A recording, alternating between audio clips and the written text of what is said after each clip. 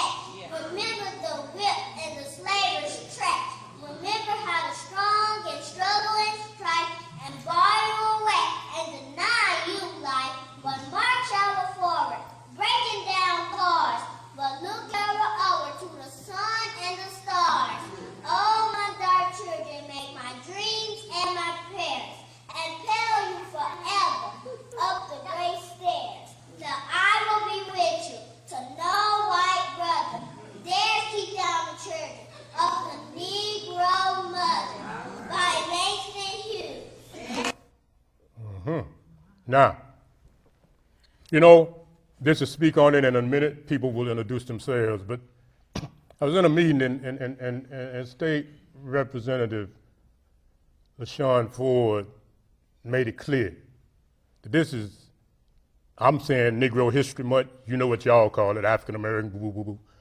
This is Negro History Month. So we wanted to have the flavor of that. That's why it was important for that particular poem by Langston Hughes to come from a young girl talking about the role of the mother, the Negro mother, the black mother, whatever. You missed the piece with the little boy singing, but that was a little boy singing, and you know, as time go on, we'll be able to get things better. But he was a little boy, about 8 years old. And when he sung that song, Pass Me Not, you know, that song is a song that goes deep. And what we need to understand is that we are still looking for saviors. And that's why we have Speak On It today. We want to look at some of the situations and see what can we do so we can stop asking something else. Oh, gentle Savior. Da-da-da-da-da. What about yourself? What can we do to save us? We're in a political season, and this is not a political show. But we would be really wasting time to be here and not talk about issues that are real. Today we're going to talk about some real issues. And we are fortunate that we have two people here from newspapers. They will tell you which one when we get to them. We got two social service agency providers. Mr. Harold Davis hired a whole bunch of folk. So I don't know what you call that, entrepreneur or employer. Then we got State Rep LaShawn Ford. Now, this program going to be sort of on the edge, but it's not live. You're going to get a little frustrated because you're going to think you wanted to be able to call in because that's what you used to. Well, you can still call in, we just ain't going to answer. So just be cool. Whatever your spirit moves you to do that. But bottom line is, we're going to start here, and we're going to start with Mr. Dew. Tell us who you are, what agency you with, then we're going to come back with the issues. And then we'll just go around and everybody introduce themselves. Thank you, Brother MAALIK. Yes, really appreciate the opportunity to be here today. My name is Donald Dew. I'm President and CEO of Habilitative Systems, Inc., a comprehensive behavioral health agency serving primarily the west side of Chicago. We also have a site in Inglewood. This year we're celebrating our 40th anniversary providing needed services to the Chicagoland communities. And I just want to say this as it relates to Mr. Dew. I worked for them for a minute, and they serve people from babies to seniors, from special needs to no needs. People be coming all the time. Sometimes they don't have a need. They just coming because they need somebody to see, to talk. And he's right, they've been doing it a long time, and sometimes we forget because don't nobody tell us. So I'm so glad he's here. He got a staff to be reaching. They be reaching, they be doing outreach. I know because I used to have to do it, so it ain't no thing, it is what it is. All right, yes ma'am. Hello, my name is Apostle Siri Hibbler. I'm the president of Garfield Park Chamber of Commerce. I'm also the founder of Field of Dreams Visionary Center, where we provide housing resources as well as job training and placement for the homeless, as well as those that have been incarcerated that are coming home. They've been coming to our program and getting placed on full-time jobs and actually in full-time, and actually their apartments as well. They are living on the Gold Coast and Lincoln Park, paying $500 a month. So we serve thousands of clients at our location on the west side of Chicago, and we are happy to be here. Mr. Cummings? I'm Brad Cummings. I'm associate editor of the Voice newspapers. We publish the Garfield Lawndale Voice and the Austin Voice, and have been doing so for 33 years. Okay. Mr. Lewis? My name is Isaac Lewis, publisher of North Lawndale Community News. We print 15,000 newspapers on the west side of Chicago. We've been in existence since 1999. Okay. Thank you, and I'm State Representative LaShawn Ford from the 8th District, covering the west side of Chicago, Austin community, Oak Park, Berwyn, LaGrange Park. and parts of Proviso Township. Okay. Mr. Davis. Harold Davis from the American Enterprises, where we employ about 300 young people quarterly, and I'm also the host of the Butt Naked Truth Radio Show. But what? Butt Naked Truth Radio Show. And that's 15. 1570 a.m. All right, now, Mr. Cummings, tell us why we're here. You know, capsule, and then we'll go into it. But I want you to just tell us why we actually are doing this, since we started out trying to do a community town hall meeting. This is da-da-da-da-da. Thank you, Dr. Malik, for allowing us the opportunity to take over your show and to present this rather unique public affairs presentation, which is actually the start of a series on issues that affect all of us. This came as a suggestion from Congressman Danny Davis, who asked us, that's Isaac Lewis and the North Lawndale Community News and myself with the Voice newspapers, to hold a town meeting to discuss some issues that had arisen. And we decided that the best way to reach the largest number of people was through television and through KNTV. So this is the first of a series that will be searching for solutions. Most of us know well enough what the problems are. We talk the problems all the time. We often live in the problems. But this is to search for solutions, to come up with answers. It's not so important that you agree with us or the people on our panel, but that you think about it, that you come up with answers, that you discuss it with your neighbors, that you get involved. That's the goal of this, is to involve experts with ordinary citizens, with the stakeholders, with agency heads, with business leaders throughout the community. That's the vitality that comes with our republic by having citizens involved.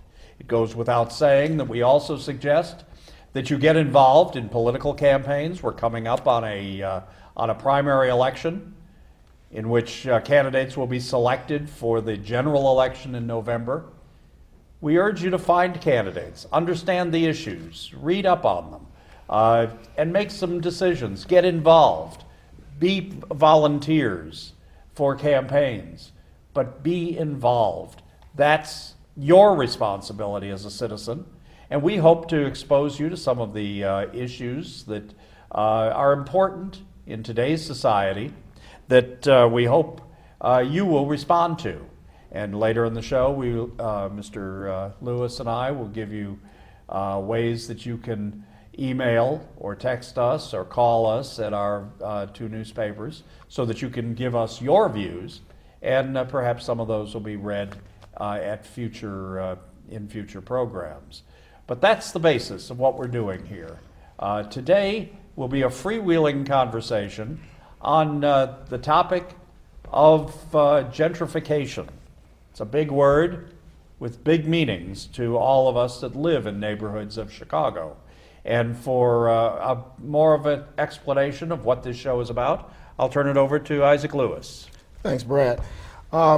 It stemmed out of a press conference that Congressman Davis had on energy, in which Brad Cummings and Siri Hibbler was present. And we were talking about gentrification and the recent press conference that Chris Kennedy had. And so we were asked about doing a town hall. And so the idea also came about a series of shows before a big town hall to get community interest in this. One of the questions is gentrification driving African Americans out of Chicago? Is it intentional or by default, and what to do about it? And during that energy conference, I had the pleasure of meeting Siri Hibbler, and we were talking about the Chris Kennedy press conference, and she said that she had spoken to Chris Kennedy's staff, and that's how the whole issue of the press conference came about. So at this point, I want to ask Siri. At this point, what we're going to do is show the piece, and then you explain to us, what Can we happen. see. Right. All right, let's have that clip. Thanks. You're welcome.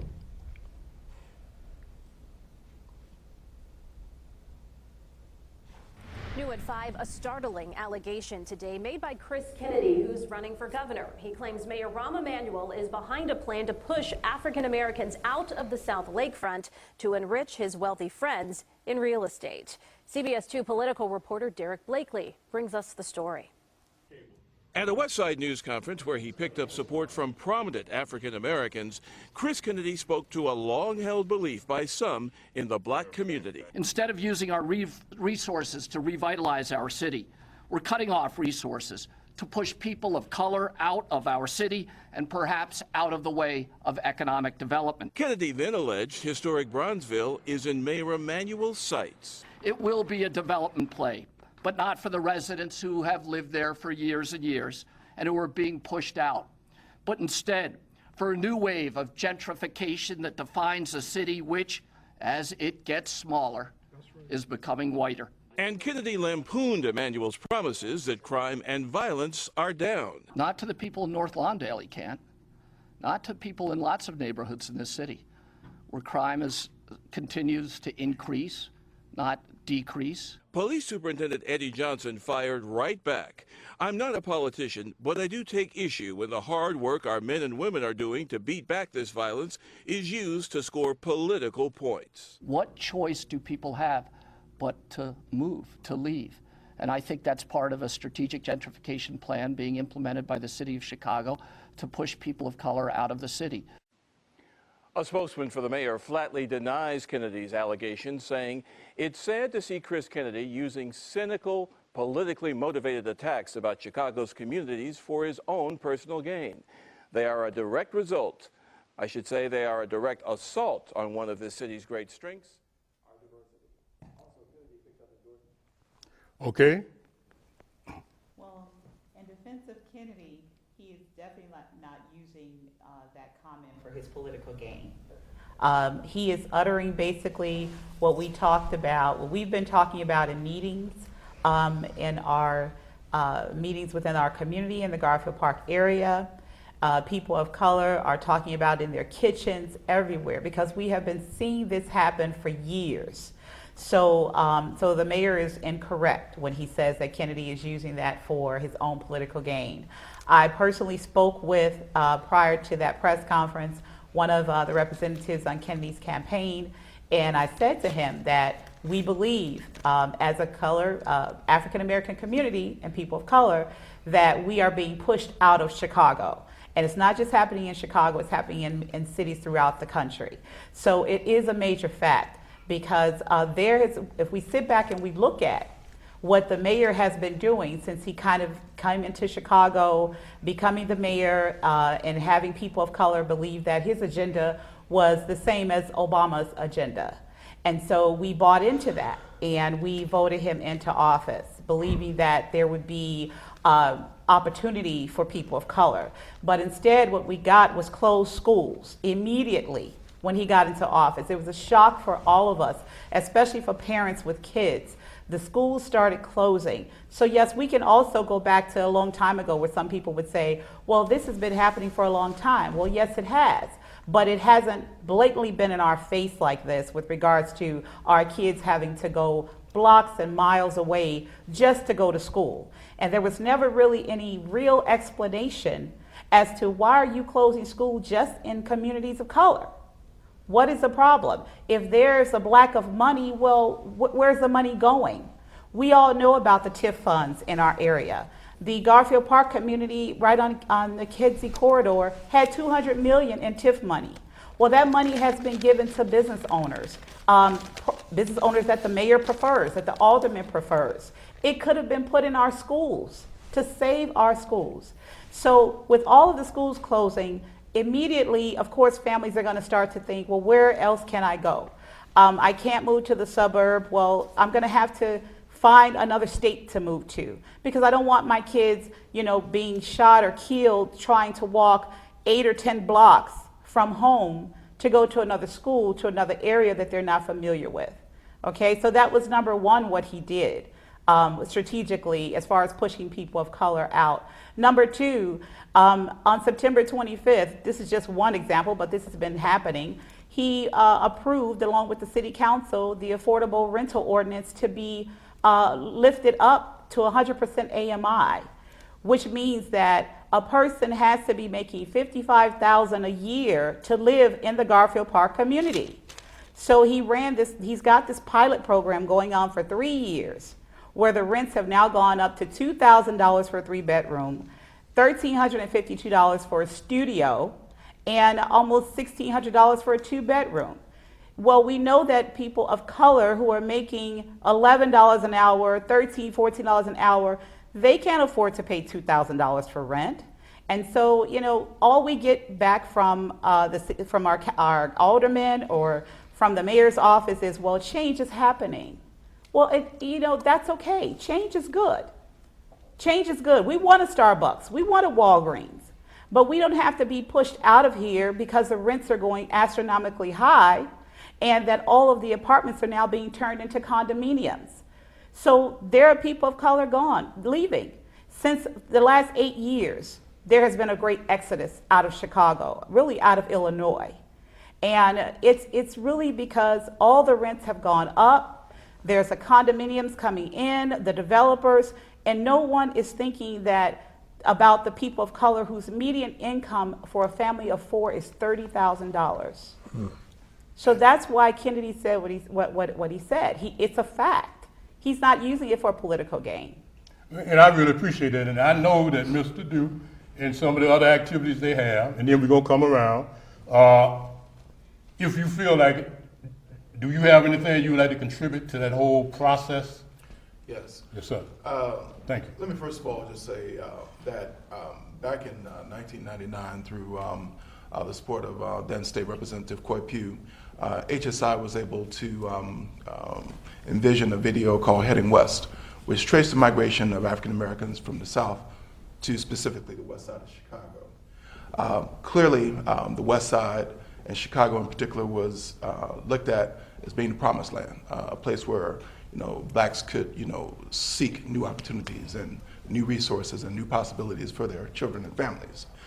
In 1966, Reverend Martin Luther King was here in Chicago, and there were riots. A lot of folks just think that the riots occurred after his assassination in 1968.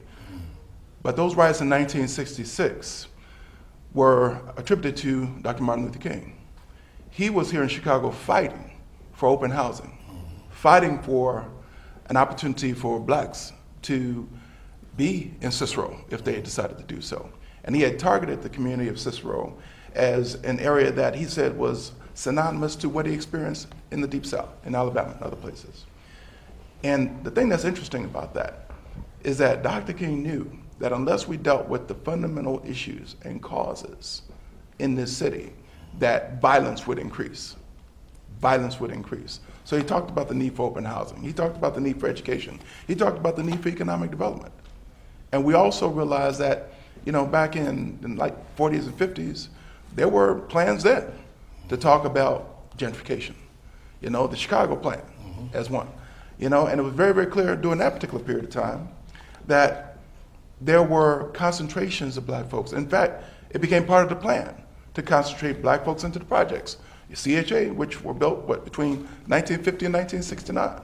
So by segregating black folks, by creating that intense population of folks, you basically ghettoized or created poverty issues that created other kinds of socioeconomic problems that we at Habilitative Systems, Inc. have to face every day. So persons with mental illness, persons with substance abuse, persons who are born with developmental disabilities, senior citizens who are isolated, alienated, etc., are all the outgrowth of dreams that have been undelivered. And that's the butt-naked truth. Right or wrong, brother? Sure enough. All right, State Rep. Well, I have to say that when you think about gentrification, you think about it should be good. But you can't have gentrification when you're leaving the community behind. So government has the responsibility to make sure that, one, the state has the responsibility, the city took the responsibility to educate the students in the city. They asked for the control of the school board. They got it. Now it's the city's responsibility to educate. So if everything was fair and equal, then all children would be educated. They would be able to go away for higher learning or trained to get a job for livable wages, and they can afford to stay in a developing community. But when you have a community where people are not afforded the quality education, not afforded the jobs, not afforded the contracts, in order to keep up with the growth of the community, that's racist. And that's what the problem is. We can't, there's nothing wrong with growth, but what's wrong is everyone's not afforded the opportunity to grow with their community, and they're left behind. So, Brother Davis. Well, in 1940, Joseph Kennedy bought the land what they call Wolf Point. And when he purchased that land, 1940, obviously they were able to keep it as close to the merchandise mark. And so in 2003, Chris Kennedy got some zoning things through the alderman sent through. And then he did it again in 2011. The interesting thing about Wolf Point is it's a $600 million project with 2 high-rises. And what he was able to do was make sure that the Affordable Housing Act was excluded from his building. He has no black people out there working. And he also, by excluding the affordable housing, he does not have to have Section 8. And so I think Mr. Kennedy kind of speaks with forked tongue in terms of what he's saying. If Emmanuel is running them out of the community, he's making sure that we don't go to Wolf Point. And so there's some very interesting dynamics in terms of 2007 to 2011. There's an article that's called $1 Million Blocks, where they took 5 zip codes: North Lawndale, Alston, Roseland, Inglewood, and West Humboldt Park. And in that 4-year period, they spent $2.5 billion locking up black men between the ages of 18 and 54. 75% of them were given felony convictions. And so when you take that, 2007, 2011, the mortgage crisis hit also. And then the charter schools were running in. And so what you have now is AUSL Charter School has 81 public schools, buildings in Chicago. And so when the option schools and the charter schools came in, and so what happened to those other schools? In those 4 schools in Inglewood, Robeson, Inglewood, Team Inglewood, Robeson, Harper, and what's the other one? There's one more, Hope. 4 schools that had one time, Harper had 2,400 students. Between those 4 schools, they had 330 students. And so the problem was not that they're closing the schools. The problem is that they're 2 years late telling the people. And so, yeah, people want an $80 million school, but you should have said that 2 years ago in preparation with that. And so during that same time period between 2007 and 2011, 1,140 blocks in those 5 zip codes was where they targeted black people. So if you give 75% of the black men in those 5 zip codes felony convictions, and then you say, well, can they work? No, they can't work. Right. I mean, so you've already set up, and also during that same time span, that 4 year, they spent $789 million not giving black men bails in the Cook County Jail. So they were 85% of them nonviolent. So you spent $789 million keeping them there. And so the problem is that somebody decided to do what they did. On one block on Cicero and Adams, you can read the article, $2.5 million, Brad, locking up people on one block. And so they have 1,147 blocks in 5 zip codes where all the stuff is happening. Somebody decided somewhere that during the mortgage crisis, that during the closing of the schools, that all these things, black people were being hit, but there was no outcry from any of us. I mean, we should have been hollering and screaming when the option schools and the charters came. Wait, right. Where these kids are going? I mean, where are these kids going to go? I mean, there are no more kids left in terms of they all at the charter and option schools. And so I think there was I think Mr. Kennedy speaks with a forked tongue when in fact when he says that somebody is running black people out. And also him being the president of the University of Illinois Circle campus for the last 8 years, black enrollment has dipped, and he's the president. He wasn't looking and saying in terms of why is the enrollment dipping? What are we going to do to attract more black students right here in the University of Illinois, right here at Circle campus? And so I think there's some issues that we all need to look at. And I thank you. Now, Mr. Isaac, I know you wanted to say something. I got a question. Siri, you mentioned about the school closings, and you said one of the reasons was funding, but the primary reason that they used was performance, that these schools were low performing, even though we know funding was under that. So I wanted to ask for State Rep LaShawn Ford about that issue about funding for these schools.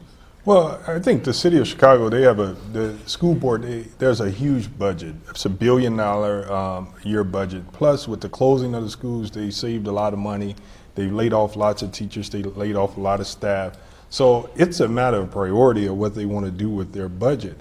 And what's very important about enrollment, the Chicago Public Schools, we got to remember, they are not giving us an accurate count of the number of students that should be enrolled. They're taking a number that the unemployment use, but there are a lot of kids that have dropped out in the city. We have more students than the Chicago Public Schools would admit that's eligible to be in CPS, but they forgot about them.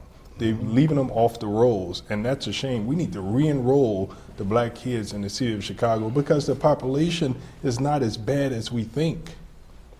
That's very important what you just said, because we were told at a meeting that you scheduled with Janice Jackson that there are 30,000 students in the Austin area.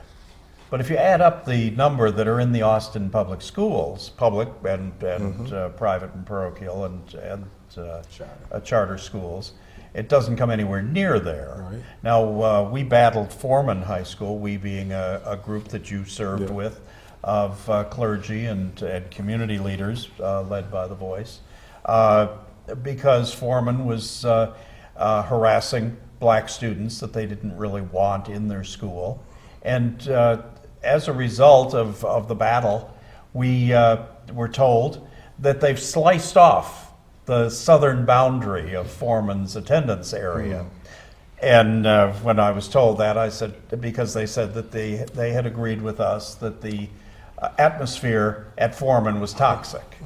I said, well, we'll take anything you say as a victory for us. But what you're really saying is you want to chop off that southern boundary because you want to send the kids to Austin High School. Right.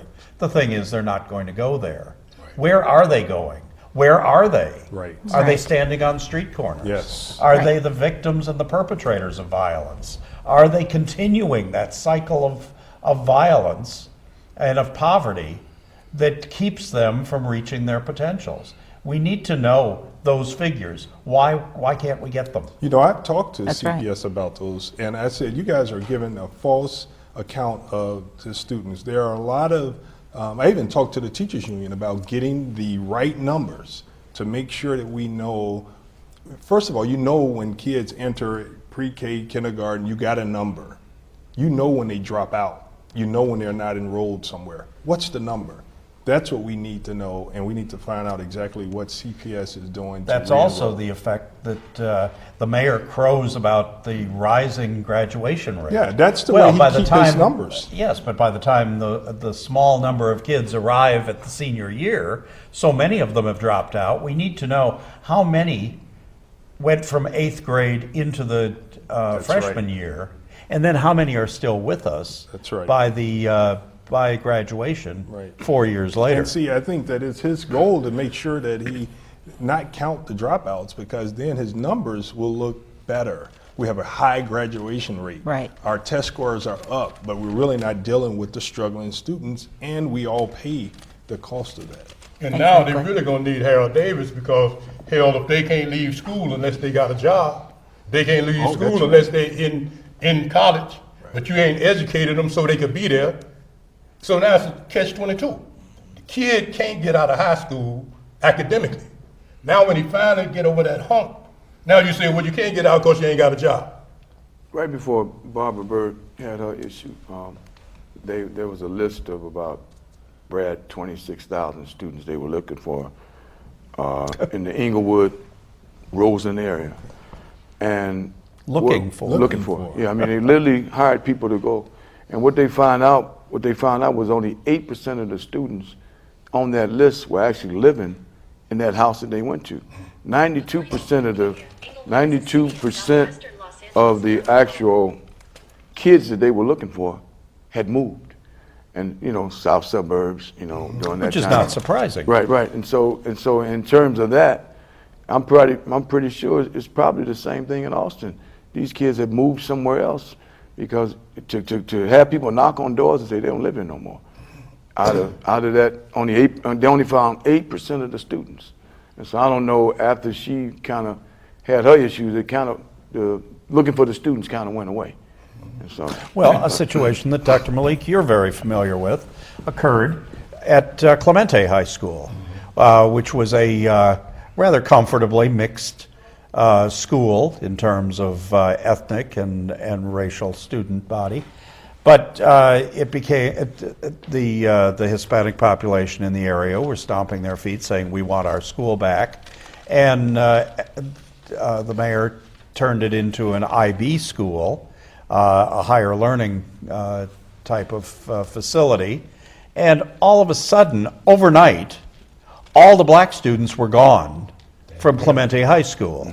Now, what about, first of all, we need to know where all of them went to make sure that they got placed. I made a call down to public schools asking about that, and I was assured, they were all placed in schools. I said, what schools? They said, well, we don't have that information right now. Well, they don't have that information at all. But what about the special ed students? Yes. What about the ones with special needs? Now, Mr. Dew has on several occasions been very, very strong in saying that people with special needs, people with developmental disabilities, cannot get the services that they need in the neighborhoods in which they live. Well, they should be, depending upon the schools, but if they're just thrown out, and as Ms. Hibbler was talking about, with zones being created, we have the same situation with with a school walking distance from the Austin area, a high school that was built to alleviate the overcrowding at Kelvin Park, that has managed to make its student attendance boundaries such that it seems to go around every black family on the west side. If they were going to alleviate the overcrowding in Kelvin Park, why didn't they put the school in Kelvin Park? It's a state-of-the-art school, and it's a fine school, but how about allowing more of our students, those from Austin and the Garfields, to attend there? So perhaps there are some agenda items there about how the city is going to remain separated by race, by class, by ethnic group. And let me just say this, I just got the sign and we got 5 minutes, boy, it went quick. So what we need is Mr. Duke on your piece, because you just hit it. Then you come back around, and then we finalize it with a final comment. And the comment will be what we are, what you think, or what you think we should be. Mr. Duke, especially. Just real quickly, where are the children? Where are the children gone? Right. During the 1990s, there were over 50,000 children within the Department of Children and Family Services system in the state of Illinois. Disproportionately represented in that system were African American children. Also, a little known fact is that many of our children were being sent out of state. That's right. Into what they call secure care facilities. We also know that a number of our children disproportionately are represented within the juvenile justice system. So yeah, attendance is an issue, but why is it an issue? Our children are being displaced out of the community, out of their natural homes. That's right. Yes, ma'am. Yes, and to echo what he just said, we are being displaced. It is time out for trying to point the finger. Yeah, Kennedy's is the best person on some people's role, but that's not why we're here. We're here basically to say that what he was saying is accurate. What he's done, that's for another discussion. But we do know that we have the mayor. Kennedy is not our mayor.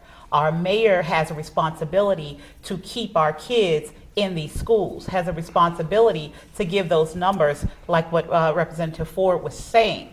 He has a responsibility that the people of Chicago are not standing up telling him, you have a responsibility as our mayor that we elected to make sure that our children stay in these schools, to make sure that people of color stay in our neighborhood. So it's time for us to stand up and speak out. All right, Harold. Well, I mean, at the end of the day, there are 25,000 homeless children that go to public schools every day. They have given us that number. And when I did call Mr. Kennedy's campaign and asked about why there were no black people working, and his answer was that his project, which is funded by private investors, looks like all private invested projects. They don't have to hire a certain amount of people in terms of falling about where they meet goals. They don't have to do that. So that was his answer. And so, but at the end of the day, I think we all have a responsibility in terms of these are our children. Mm-hmm. And we have to do what we need to do in terms of where our children are at. I think if you poll most of the politicians, their children are in private schools. And so you know, if you poll most of the teachers, their children in the private schools. I think it's be mandated if you teach at a school, your children should go there. And I'm you sorry. ready? Let me just say this, because we get out. It is a season. Mm-hmm. Whether you get Kennedy, whether you get Pritzker, whether you get Rauner, whether you get Bitts, that's on you. Right. But at the end of the day, we as a community need to keep these issues in mind. We need to stop letting people come in, handpicking a couple of people like Pritzker did. He called out 3 black Negroes and he put them in a slave shade, a degree of slave. One slave he's acceptable. The other one, he's too caste. The other one, we can work with. Well, that's what you're going to be anyway. But you want to vote for him, go on and vote for him, because whatever happened until we decide to come together as a group, you're going to always be a field hand. And I'm saying this is opportunity, whatever solution you look for, come March in the primary, take ownership. Go to the polls, choose whoever you want to choose, but at the end of the day, just know, what's his name? Tito running. That's right. Why can't black folks even begin to think that Tino would make a decent candidate? You don't even discuss that. Now you want to talk about white folk, they ain't this, they ain't that, but you got a black man running. A black man from your community, but the first thing we gonna say, oh, he ain't, why ain't he qualified? Hell, Emmanuel wasn't qualified when he brought his behind up in here. Yeah. It's a simple matter. Rauner wasn't qualified. That Kennedy dude, he ain't gonna be qualified. Look, please, get out of here. Don't get me wrong, I'm just saying. What Bitch, qualifications did Donald Trump have? that's the point. The point is, And we're paying for it. and I'm not sitting here going for a candidate, but I'm saying black community, don't just discount your own because you got the other folks telling you we here. You got problems. Who knows? If Tito sit down with this group of people, Tito might make a hellified governor. He damn sure can't do no worse than the rest of them been doing. Right or wrong? That's right. So I'm saying let us. I mean, you can search for solutions, but I said this to Mr. Cummings. I'm going to say it to y'all. I'm tired of hearing that. If you've been working on the same thing, living in the same community for 40 years, and you still searching for communities, I need to take a hatchet and cut your foot off. I checked myself. I knew you going to get it. Because if you don't know what the solution is to your problem, and you've been there for 40 years, you ain't got nothing to say. Don't tell me, I don't know. Dude, shut up. Because now it's time for what? Work. Mr. Lewis, go on. I know. He been sitting here saying, when I'm going to get to say something? End it up, Mr. Lewis. You got a minute. I think Representative Ford said one thing that we should be mindful of, that everyone is not afforded the opportunity to grow with the community. And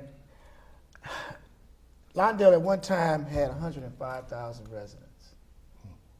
Now it has 41. It's been creeping up a little bit and back and forth. But it's a major problem for the whole country. Yes. Not just for that community. Mm-hmm. You know, how do we work with the the present generation, because they all are most of them will become the next generation, but to grow with the country. And it starts with our communities. It does. And solving these issues. So I'm hoping that I've got a lot out of today to point at, and it's a whole lot of different areas that we need to work on. And it's going to take even more than just us. But I'm glad that you all came and added your piece to it, and thank Dr. Malik for allowing us to be on this show to discuss this, and I think it was very good. Yeah, I appreciate you all coming. I had already said that Danny Davis and most folks like that, they ain't coming, and that ain't no thing. I know, why would you come? I figured Mr. Dew would come because he already know I'm strange. I know that Representative LaShawn Ford would come because he hangs too. He hangs so he ain't shamed. But I know that some folk, they don't want to be around real folk. They don't want to deal with this because this is naked truth. And as we go forward, it's going to be raw. It's going to be naked. It might not be live, but it's going to be live. And unless you are ready to move out, we might set you out. Until next time, y'all, turn us out with that song, man.